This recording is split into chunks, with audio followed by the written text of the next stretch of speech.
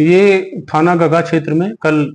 एक महिला कनिता देवी पत्नी राम लक्ष्मण जो गुहार मेदिया की रहने वाली है, उसके द्वारा थाने पर एक सूचना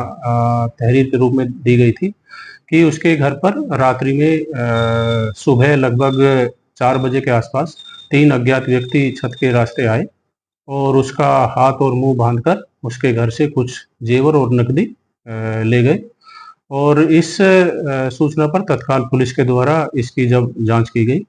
तो जांच में पाया गया कि ये महिला पिछले 2 वर्ष से एक फ्यूजन समूह है, उसमें ये काम करती है। इसमें कई और महिलाएं भी समूह के रूप में जुड़ी हुई है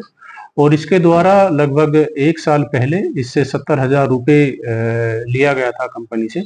और किस्त के रूप में ये उसको नहीं दे पा रही थी। और चूंकि इसके द्वारा बताया गया कि कंपनी का जो नियम है, यदि उसके घर कोई चोरी हो जाती है तो उसकी जो बकाया किस्त कर्ज की है वो कंपनी के द्वारा माफ कर दी जाती है। और इसी सब के चलते इसके द्वारा ये पुलिस को इस तरह की झूठी भ्रामक सूचना दी गई कि इसका जो बकाया 70,000 रुपये किस्त का है वो इसको ना देना पड़े। और इसके बाद जब इससे और पूछताछ की गई तो इसके द्वारा जो चोरी हुआ जो जेवर था वो इसके द्वारा अपने ही घर से एक डिब्बे में रखा हुआ था, वो सब बरामद भी करा दिया गया है। और इसके लड़के से भी पूछताछ हुई है और जो वहाँ पे आसपास के लोग थे उनके द्वारा भी इस संबंध में हमारे द्वारा जो जानकारी की गई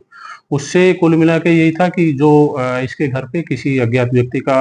होना आना और जाने का कोई उस तरह का नहीं पाया गया। तो हमें शुरुआत में घटना थोड़ी संदिग्ध लगी और इसी पे हमने जब गहराई से इसकी छानबीन की तो ये सब निष्कर्ष